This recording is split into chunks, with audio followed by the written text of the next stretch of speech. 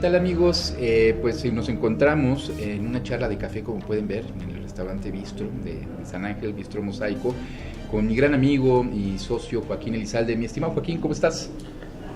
Muy contento, disfrutando aquí la compañía del Dr. Nava, sobre todo con el gusto de uno de los libros más esperados, yo creo, de este año, no solo en lo penal, sino en lo jurídico. Le doy la bienvenida al doctor y, como siempre, un placer disfrutar con él pues este desayuno aquí en este restaurante.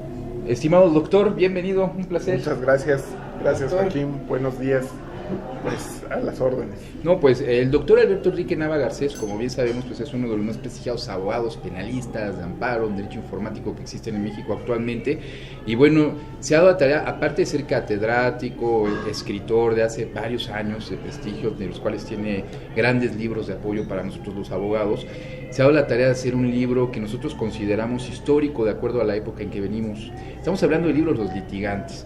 ¿Por qué lo consideramos así? ¿Por qué quisimos invitar al doctor Nava para que viniera a platicar con nosotros? Pues nada más y nada menos porque presenta conversaciones con los abogados más importantes, con algunos de los abogados más importantes que han existido en la última época. Pero en un aspecto, no solamente del ámbito jurídico, sino un aspecto de persona, un aspecto más allegado de acuerdo a la realidad que vivieron como abogados. Y bueno, para esto hemos invitado al doctor para que nos platique un poquito. Doctor, ¿de dónde salió la idea de hacer este libro Los Litigantes? Mira, son varias cosas que se conjugan en el camino. La primera, el litigio. A mí siempre me ha gustado mucho el litigio, lo he vivido desde hace poco más de 27 años, entonces pues me ha encantado el trabajo de mis colegas, lo reconozco como tal, y también me di cuenta que, o más bien a través de las lecturas, había un libro que se llama El jurado resuelve, de Federico Sodi. De Demetrio Sodi. En ese libro, pues se hace referencia a los grandes penalistas de los tiempos de los jurados populares, de cómo se ganaban con unos aerados argumentos, ciertos casos muy difíciles, y llega un momento en que el propio libro, o el propio autor del libro, al final dice: ahora que ya cambiaron las leyes, ahora que ya no va a haber jurados, pues se van a acabar todas esas leyendas. Y así termina. Entonces habría que hablar un poquito de ese vacío que estaba entre, bueno, ¿y quiénes fueron los que sustituyeron a esas leyendas? Hay un salto generacional y a mí me toca retomar prácticamente a los alumnos de quienes forjaron no solo el trabajo en el foro en materia penal, sino también el hecho de que ellos en su trabajo fueron formando la especialidad del derecho penal. Antes los abogados éramos todólogos, sí. Llevaban lo mismo un pagaré que un divorcio, que un asunto penal, y poco a poco se fue creando la especialidad. Y en particular, a partir de los años 90, yo le fui dando seguimiento a determinados casos de algunos abogados que me llamaban mucho la atención, cómo a través de la prensa iban saliendo ciertos rompecabezas que con la práctica los podías saber cuáles eran las piezas faltantes. Pero dentro de la literatura del derecho penal habíamos hablado mucho de la historia y sobre todo de la academia, pero pocas veces de las personas como los litigantes que ponen a prueba leyes, que ponen a prueba instituciones y que pues con argumentos bastante originales pues establecen defensas que son o que deben de ser llevadas al recuerdo para que no se pierdan, ¿no? Claro, tan importante, y siendo los abogados más importantes, con los asuntos más importantes de los últimos, ¿qué diremos? 40, 30 años de relevancia para nuestros tiempos. Mi estimado Joaquín. No, pues a mí me parece muy interesante desde el punto de vista de las transiciones, porque curiosamente el doctor ubica con precisión la transición del antiguo sistema inquisitivo al nuevo sistema de justicia penal, como sucedió en aquel entonces del maestro Sodi que comentaba. Pero a mí me llama mucho la atención cómo no es, este trabajo es resultante no de unos meses para acá, sino pues habla de los años 90, cómo fue dando seguimiento, cómo tuvo la perspicacia de dar seguimiento a ciertos casos y determinar estrategias. Claro. Y ahora que tuvo la oportunidad de entrevistar a estos abogados tan destacados, ¿qué tan cercano está leerlos en papel y verlos y entrevistarlos de manera directa? Bueno, pues en realidad algo que... Esto es una travesura académica, eso tenemos que reconocerlo como tal. O sea, esto no es para buscar puntos en el SNI, porque el SNI me cuelga con un trabajo así. Es una travesura académica porque finalmente, además, no buscaba el rigor científico, ni tampoco irme al otro extremo del escándalo mediático, de nada más cuestiones escandalosas y demás. Yo quería, más allá de los casos que ya habían llevado, que ya conocía, y a lo mejor eso es algo novedoso para el lector, no hablar de los casos como tales, sino del litigante, qué hay detrás de él, qué hay detrás de su formación. Y vaya que hubo hallazgos, hubo cuestiones que yo descubrí que tenían que ver con la vocación. En el caso de ellos, te voy a decir una cosa, hay 4 líneas para llegar a ser un penalista tan grande como él: o haber pertenecido al despacho de Raúl Cárdenas, o al de Víctor Velázquez, o al de Adolfo Aguilar y Quevedo, o bien ser independiente, que es casi la excepción, como es el caso de Rodolfo Félix y Ricardo Franco Guzmán, que se forman de manera independiente, ¿no? Como lobos solitarios, que es de verdad poco visto en el medio. Y de esas cosas que encontró en ellos en común, ¿qué más hay? ¿Qué más hay? Bueno, hay factores o hay vasos comunicantes en sus personas. El trabajo es un retrato de esos penalistas, un retrato personal de sus recuerdos, de lo que ellos fueron nutriéndose tanto académicamente como lo que pasaba. Por ejemplo, ¿qué te puede decir un padre cuando tomas una determinada vocación, o cuando le dices que quiere ser abogado, ¿no? ¿Qué había en esos remotos recuerdos de ellos? Y también, pues obviamente, cómo se forman a sí mismos. Y en particular, pues creo que una de las directrices o de las vasos comunicantes es la disciplina. Son muy disciplinados, son gente muy, muy disciplinada, son gente muy constante, y además son gente que cuando tiene un asunto lo toma en sus manos y es su caso. No es uno entre 1000 o varios, sino lo toman precisamente personal y hasta donde llegue.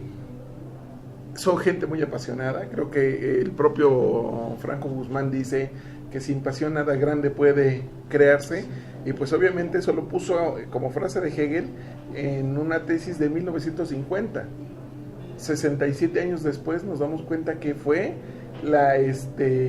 con lo que acuñó su carrera. Sí, su estandarte, ¿no? Exactamente. Su estandarte de litigante, sí. El maestro, del doctor Franco Guzmán. ¿Qué más nos podría Sobre todo nos gustaría saber cómo logró convencer a estos abogados, porque nosotros como abogados pues sabemos que muchas veces tenemos un carácter pues un tanto distinto y con ideas completamente distintas en cuanto a pronunciarnos con nuestra vida personal o con hechos históricos en nuestra trayectoria profesional. ¿Qué tan difícil fue convencer a estos grandes abogados para que participaran en su libro? Fue difícil, pero no tanto. Creo que los escollos o las dificultades mayores que pude tener al realizar el libro no fue con los que sí pude entrevistar, sino con los que se quedaron en el tintero, y hay que reconocerlo. Hubo quien me condicionaba su participación si un abogado no estaba en el libro, y yo ya había entrevistado a ese abogado, entonces no había forma de concederle. En ese sentido, no sé quién fue más soberbio, si el que no dejó de entrevistarse o yo, que no quise borrar la entrevista del abogado que querían suprimir, porque se me hacía desleal para con la persona que yo había entrevistado, sobre todo porque además, a pesar de no conocerlo personalmente, de no tener una relación cercana con él, Creo que uno no puede entrevistar a una persona y después por cuestiones de conveniencia quitarlo. No va conmigo. Y también hubiera sido desleal decirle que sí lo voy a quitar, entrevistarlo y que después se llevaran la sorpresa de que aparecían juntos. Claro. Entonces mejor lo dejamos así. Fue difícil y faltó en las entrevistas un abogado que está fungiendo actualmente como fiscal de un estado, y por su razón, por su trabajo de fiscal, no podíamos conciliar agendas. Yo además pensaba que el trabajo iba a quedar concretado para diciembre y que estaría siendo publicado en marzo, pero por cuestiones de impresión, de trabajo, de borradores y demás, pues se fue alargando hasta que salió en julio apenas de este año. Muy bien. Otra entrevista que se me quedó en el tintero, lamentablemente, es Andrés Iglesias Vallet, pero él porque falleció. Entonces ya no pude entrevistarlo, pero sí hago un reconocimiento y hago un pasaje de lo que significa precisamente en la tradición penal para nosotros los abogados. Y hubo uno más, un abogado que ya le hablé por teléfono, siempre fue muy generoso conmigo. No tengo por qué no decir el nombre, el maestro Hernández Pliego. Me toma la llamada y me dice, ¿qué es lo que necesita yo? Una entrevista, maestro. Yo no sabía qué tan grave estaba y quedó de devolverme la llamada, pero falleció también, entonces pues no se pudo concretar. No, magnífico lo que nos acaba de comentar. Yo imagino que pasaron muchísimas anécdotas a lograr esas entrevistas. ¿Nos podría platicar algunas de estas anécdotas? Pues mira, algo que me agradó de este ejercicio, y se lo decía justamente ayer a Raúl Cárdenas Rioseco, es que yo no me imaginé qué tantos efectos iba a tener este proyecto. Prácticamente pareciera como si fuera mi primer libro, de verdad. Lo que encontré en los entrevistados fue muchísima generosidad, porque muchos de ellos, sin conocerme, me abrieron las puertas de sus despachos y me contaron cosas verdaderamente íntimas que no llegan precisamente a cuestiones invasivas por mi parte. No era mi pretensión, pero sí me contaron cuestiones que hubo escenas en donde hubo hasta lágrimas, por ejemplo, porque a una persona que ha tenido una trayectoria muy fabulosa en el mundo del derecho penal, como es José Luis Nazardao, le tocó defender a su padre. Y vaya, tenía dos flancos que atender. Por un lado tenía a los medios que estaban acabando a su padre. Por el otro lado tenía juicios verdaderamente tremendos en contra de él, y que él fue resolviendo. No se le sacó la vuelta a atender el caso de su padre, y mira que muchos se ofrecieron para hacerlo, y dijo, no, si alguien tiene que atender ese asunto, soy yo le debo tanto, él me ha forjado, que lo menos que puedo hacer es corresponderle. ¿Quién conoce los medios? Yo. ¿Quién conoce el medio penal? Yo.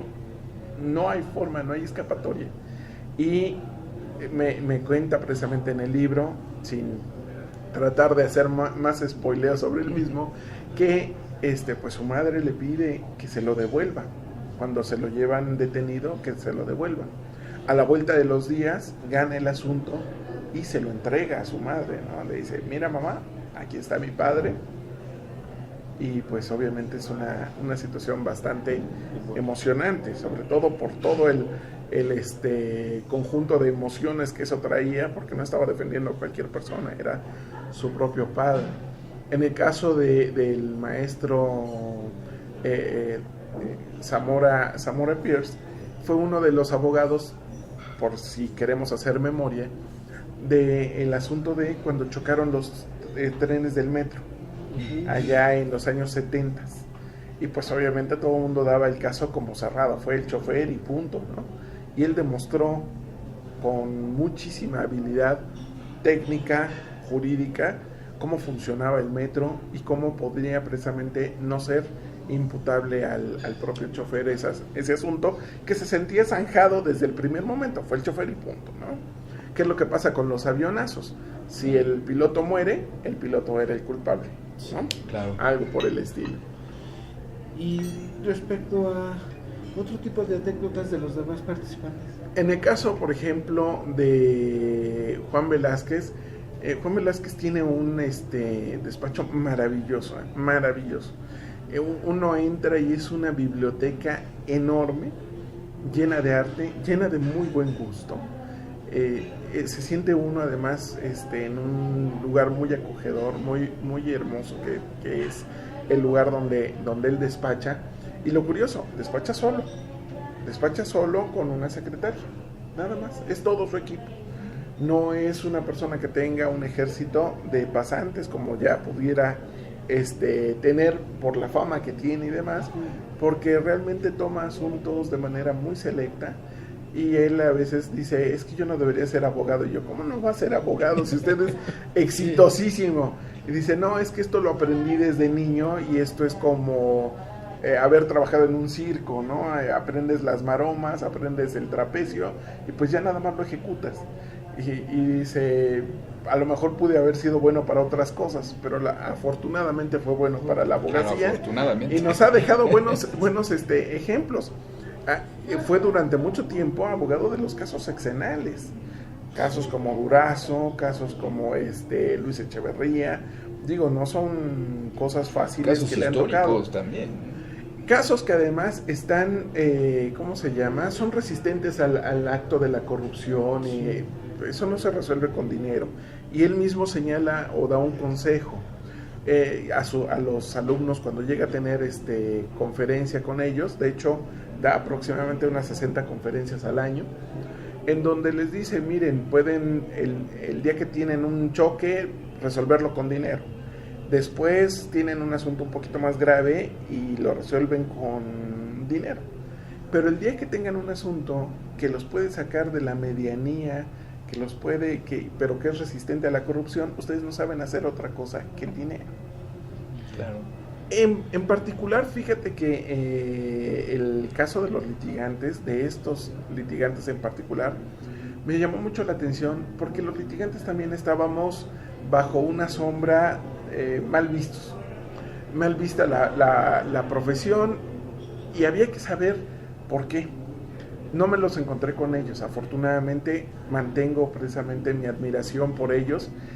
Son cosas que a pesar de que los vuelves de carne y hueso, a pesar de que los colocas en un libro, no pierdes la admiración por su trabajo. Y es que además también me he encontrado, y hace poco estuve en un grupo de WhatsApp de colegas penalistas, y es donde también descubrí la diferencia entre los niveles que hay de penalistas. Abogados que no leen nada, que tienen repudio por la academia, que no quieren saber nada de libros, que todo creen que está en las leyes, y que el grupo de WhatsApp casualmente, utilizando esa nueva herramienta, la usan para sus consultas, cuando ya tienen el asunto enfrente. O sea, están improvisando. Y entonces sí, también cobra una dimensión de quiénes son estos señores, que no son ningunos improvisados, que llevan casos verdaderamente paradigmáticos. Claro. Algunos de ellos llevaron casos en conjunto, casos verdaderamente fuertes, en los que pues sí habría que echarle una leída para saber precisamente qué es lo que están pensando también cuando toman un asunto. La mayoría de ellos no toman asuntos de narcotráfico, no toman asuntos contra la integridad sexual de la persona, el normal desarrollo psicosexual de la persona, y es una línea de pensamiento que ellos de alguna manera buscan para quedar a salvo precisamente de esa fama o de esos desgastes que tiene también la profesión. Sí, porque debe ser muy desgastante, y yo creo que desde la selección del caso, que van a patrocinar, que van a representar, es desde donde nace lo que los lleva a estos lugares, ¿no? ¿O usted qué piensa? Porque para mí, a mi punto de vista, y yo como también, nosotros como abogados, también seleccionar un caso implica primero la responsabilidad profesional de atenderlo como sabe, pero también todo el contexto que lleva, que voy a representar, a quién voy a representar, cómo lo voy a representar. La mayoría de ellos respondía, yo no escojo mis casos, todavía la gente me escoge a mí. Eso es algo verdaderamente que hay que reconocer en ellos, que todavía tienen esa hambre por destacar, por hacer bien su trabajo. Juan Rivero fue una excepción en ese sentido, porque Juan Rivero dice, no, toda persona que necesite ser defendida, yo la defenderé. Toda persona que necesite tener un acceso a la justicia, yo la defenderé. Juan Rivero pasó, hablando de las cuestiones anecdóticas, por un evento de salud verdaderamente grave. Y en ese evento de salud, en el que él tiene que dejar por un momento el despacho, sirve para que mucha gente del propio despacho lo abandone o se lleve los casos. Sí. Y la cuestión es, cuando él regresa, pues se da cuenta que el despacho ya está desarticulado, pero tiene la capacidad, y finalmente es reconocido por ello, de reinventarse y de volver a levantar precisamente eso que tiene. Por eso en su entrevista le puse un subtítulo, Juan Rivero, he vuelto, ¿no? Porque de pronto cualquiera podría pensar que ya con las mieles, todo lo que había ganado, podría haberse retirado y no continuar.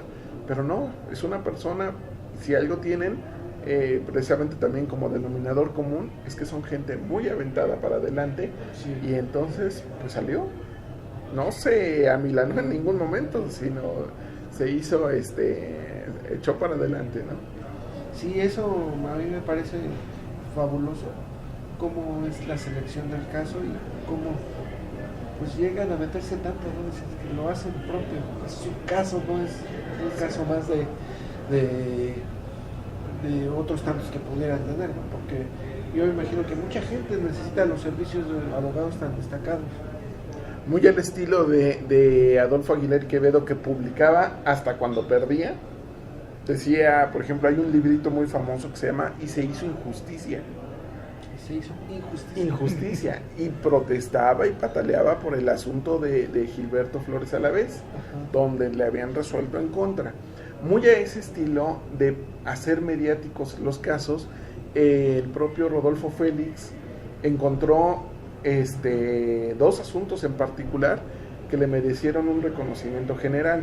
Uno, el caso Tláhuac, cuando hay dos agentes de la policía que son linchados en ese asunto, pero que la responsabilidad se la trasladan tanto al secretario de Seguridad Pública como al propio jefe de gobierno. Al secretario de Seguridad Pública, que era Marcelo Ebrard, como a la gente que trabaja con él, a Gabriel Regino. Y Rodolfo Félix no solo hace la defensa tradicional, sino además convoca a distintos académicos del mundo, en los cuales les permite dar una opinión. Les envía las constancias, les envía el expediente y a cambio pues recibe opiniones verdaderamente interesantes sobre cómo se resolvería académicamente, y en ese sentido pues tiene una defensa más robusta. No es solo la hipótesis o no es solo la visión del litigante, sino es la visión de aquellos que se han dedicado al derecho penal. En el caso de Alonso Aguilar Sincer, pues actualmente es el defensor de un exgobernador de Nuevo León, y pues tiene una estrategia que, más allá de los linderos académicos, pues ha demostrado que todo lo que había producido la academia se puede hacer realidad. O sea, todo lo que nosotros planteamos en hipótesis, él realmente lo hace verdad, y en el caso en particular de un momento en donde un juez viola una suspensión de amparo y mete por algunas horas al exgobernador a prisión, pues demuestra el propio Alonso que en esa violación probablemente también haya un delito. Y generan el estudio para aplicarlo en el caso concreto, y eso es bien difícil de encontrar. Yo creo que por eso los hace tan excepcionales. Ya nos platicaba el doctor del rigor académico que tiene, de la disciplina, de la selección del caso. Y la técnica que tienen estos abogados, la verdad es que es increíble. Cuando uno ve las resoluciones de los casos que ellos llevan, es de sorprenderse. Ese tipo de abogados dejan historias, dejan una línea, van a dejar una vara muy alta para los abogados de las próximas generaciones realmente. Pero si me lo permite, hay un litigante en específico que aparece en este libro que me gustaría que nos comentara una anécdota. El abogado Ricardo Franco Guzmán. ¿Por qué? Bueno, no necesito decirlo más, ¿no? Nada más el doctor Franco Guzmán. ¿Nos puede platicar alguna anécdota del doctor? Bueno, de él tengo muchísimas anécdotas. Yo lo sé, porque ha sido mi maestro desde 1989. Claro. Entonces, a partir de ahí, de que yo lo conocí como académico, pues fui su alumno en la licenciatura, su alumno en la maestría en culpabilidad, su alumno en el doctorado. Fue quien dirigió mi tesis de doctorado. Entonces, y desde hace más o menos unos 12 años, 13, colaboro en su despacho. Entonces, pues sí hay varias anécdotas que contar de él, en las cuales pues está desde su régimen para verse tan joven, ¿sí? Porque a pesar de que tiene 89 años, nadie creería eso. De hecho, cuando tenía 62 parecía de 45. Por la energía que tiene, camina rapidísimo, es muy disciplinado, es una persona muy acuciosa. Es realmente, de lo que te puedo contar, es que cuando trabajamos con él, es un artesano de lo que está escribiendo. En alguna ocasión, y esto en el despacho se deben de recordarlo con cierta amargura, porque ya estábamos terminando el trabajo. Comenzamos un sábado, él trabaja de lunes a domingo, del 1 de enero al 31 de diciembre, es un poquito obsesivo con el trabajo. Habíamos comenzado a trabajar más o menos en la mañana del sábado, con unos agravios. Estuvimos trabajando toda la mañana, nos dividimos, juntábamos los argumentos, dábamos una lectura, volvíamos a la faena y demás, y más o menos por ahí de las 1 de la mañana ya del domingo me pregunta ¿cómo ve el texto? Él no estaba muy convencido y yo le dije, doctor, no está muy claro, no sé, no es la idea que queremos dar. Perfecto, lo borró todo. todo, y comienza desde la página en blanco. Sí, claro, traía ya todas las ideas y demás, y pudimos aterrizarlo por ahí de las 4:30 de la mañana el escrito. Pudimos aterrizarlo. Pues ya quedó exactamente con la idea clara y todo, y entonces pues ya todos los del despacho íbamos como los 7 enanitos rumbo a la calle, y abre la ventana el doctor y dice, ¿no ha llegado el Reforma?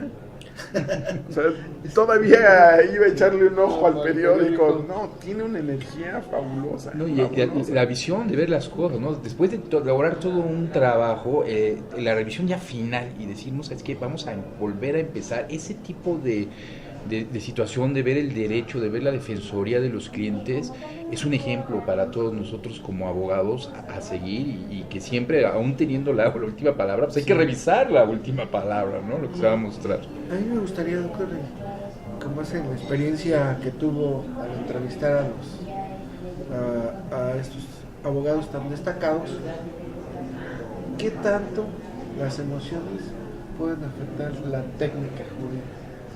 Fíjate que si algo tienen es que se concentran mucho en el trabajo y tratan de dejar la emoción a un lado. Tratan de tomar el caso con la seriedad que se merece.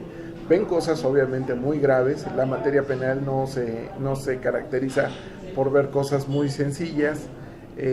Finalmente son conflictos económicos, conflictos personales, familiares, o bien en donde puede estar involucrado hasta la muerte de alguna persona.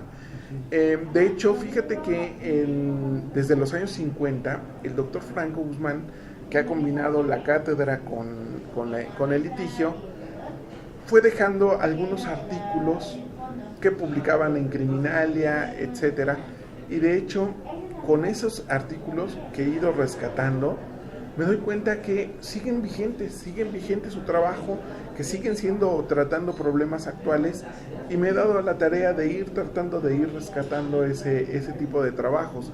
De hecho, hay un libro muy similar que es el antecedente de esto, que es una antología académica del doctor Franco, de esos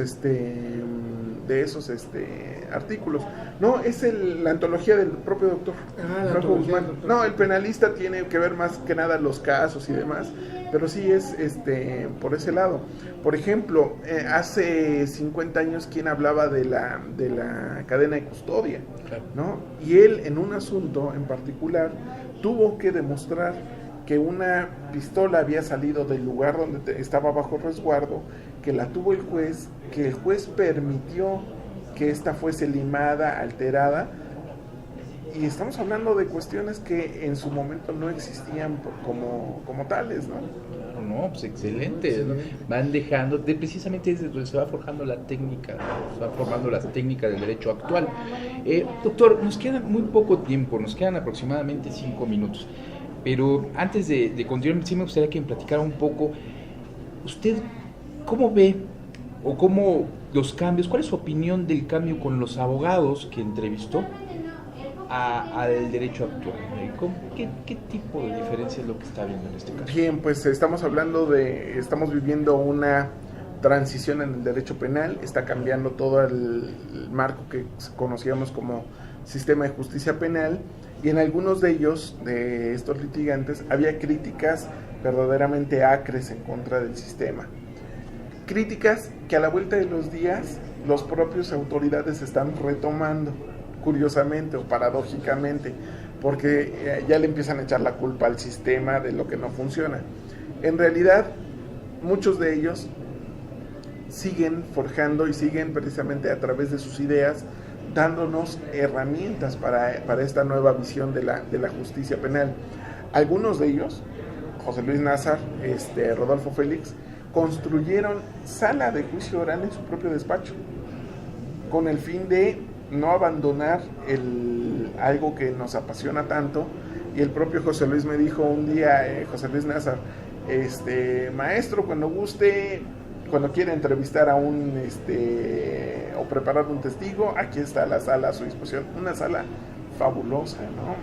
Un lugar precisamente que habla de que las personas siguen involucradas con el tema, que no lo van a dejar, que finalmente estamos migrando. En particular, el doctor Franco, en mi caso, me dijo, usted se va a encargar de ese tema y punto, ¿no? En algunos otros, y pasó en las entrevistas muy regularmente, algunos litigantes me veían a mí nada más como académico. Y de hecho, eso es lo que se gana también uno cuando escribe los libros. Sí. Entre los litigantes me ven como académico. Y el problema es que entre los académicos me ven como litigante. Así es. Entonces, sí, vivo en esa especie de limbo.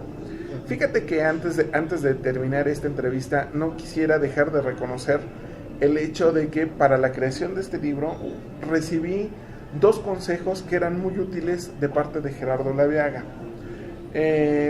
Yo más o menos le planteé el tema. Él hace 30 años escribió algo que se llama Entre abogados te veas, un libro fabuloso porque son los perfiles de distintos abogados de la época.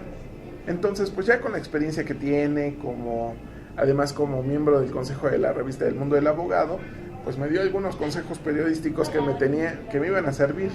Por ejemplo, y lo van a saber, el libro no se llamaba Entrevistas con los grandes, sino decía Entrevistas con los mejores. Y me decía, no, ponle grandes, porque si le pones mejores, los que no estén te van a bombardear ese libro. ¿Y qué crees? A pesar de que dice grandes, sí ya he empezado a tener críticas y ataques en las redes, okay, de abogados que se sienten excluidos de este ambiente, abogados que no pueden o no son capaces de reconocer el éxito en los demás. Y entonces se da uno cuenta que el consejo de Laviaga estaba bien planteado. Segundo, me dijo, dales la entrevista para que la lean antes de publicarla. Yo con cierta soberbia decía, pero si están grabados, qué podemos cambiarle, ¿no? Si era necesario enseñárselas porque había agregados, y es más, todavía el propio Raúl Cárdenas Rioseco me mandó ayer unas fotografías que ojalá podamos incluir en la segunda edición, porque tiene 23 años y ya ganó su primer asunto de homicidio. Haciendo un paralelismo, yo recuerdo que mi primer asunto solo fue de homicidio. La noche en que me llamaron para atender ese asunto, yo ese día quería ser ingeniero, dentista, arquitecto, lo que fuera. Ahí perdí la vocación hasta que llegué a la agencia del Ministerio Público y la recobré, y afortunadamente la persona salió libre. Pero sí, encontré ese paralelismo ayer que veía esas fotos, ¿no? No, pues, excelente. Amigo, ¿quisieras agregar algo más? Sí, agrego primero que nada, agradezco al doctor que nos dedique tiempo a comentar su libro. Sabemos que entre el litigio, la academia, la escritura, los viajes, las conferencias, los cursos, todo, pues tiene una agenda muy apretada. Y le agradezco mucho que nos haya regalado estos momentos para poderlo compartir y para poder vivir de cerca, no el aspecto técnico penal, sino todo el contexto que lleva. Y esto es interesante no solo para abogados, sino para cualquier tipo de profesionista que conozca cómo es la vida de un abogado, litigante, académico, etc. Doctor, muchas gracias. Y que por cierto, perdón que interrumpa tantito, que por cierto ahí faltó un litigante, aquí faltó un litigante, un gran litigante, el doctor Alberto Nava, ¿no? Nosotros lo conocemos más de la parte del litigante, aunque tuvimos la fortuna de ser nuestro profesor en el posgrado, pero es un gran litigante al cual admiramos mucho. Y si me permites agregar también, es considerado para nosotros los abogados un libro que puede llamarse histórico, un libro que deben leer las nuevas generaciones, los universitarios, los que están estudiando en el posgrado, los abogados que ya están allá afuera, porque podemos entender el derecho de otra forma, del lado humano, cómo se han formado. Y bueno, como dice nuestro buen amigo, no nos falta más que agradecer al doctor Nava que nos haya acompañado, la confianza por presentar el libro con nosotros, y pues nuevamente muchas gracias. No, siempre es un gusto, muchísimas gracias. Estimado amigo, un placer. Contentísimos, gracias a todos. Muchas gracias, hasta luego amigos. Gracias.